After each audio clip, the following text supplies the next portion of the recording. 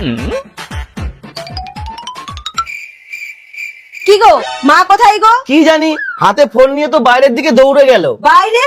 আরে চা তো ঠান্ডা হয়ে যাবে, দাঁড়াও আমি ডেকে আনছি।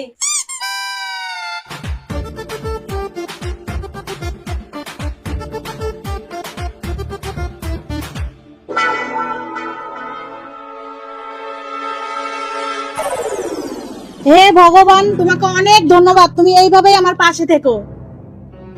তুমি আজকে আমার কথা রেখেছো, এর জন্য আমি তোমাকে পুরো 5 টাকা দামের লাড্ডু খাওয়াবো। মা, আপনি এই মন্দিরের সামনে শুয়ে পড়ে কি করছেন? বৌমা, আমি ভগবানের কাছে প্রার্থনা করেছিলাম জামাইয়ের পুরো মাইনাটা যেন আমার মেয়ের হাতে তুলে দেয়। জানো,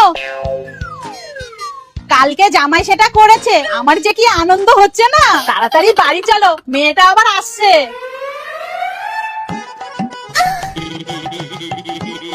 মা, মা, ও তুই আয় আয় বস।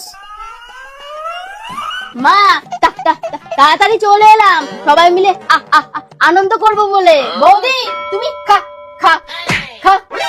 এই বাজে কথা বলবা না। আরে পুরোটা তো শোনো।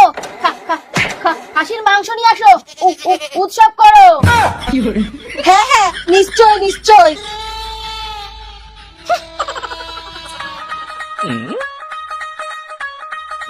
মা, মা, আনন্দ করুন, উৎসব করুন। ননদিনী, তুমি ঠাকুরের জন্য মিষ্টি নিয়ে আসো। আর মা, আজকেও কিন্তু খাসির মাংস খাবো। কি ব্যাপার বৌমা, মনে এত লাড্ডু ফুটছে কেন? মা, ভগবান আমার কথা শুনেছে। ও আচ্ছা, সবই গুরুর কৃপা। এই ভগবান বৌমার কোন কথাটা শুনেছে? এই বাবু দাঁড়া।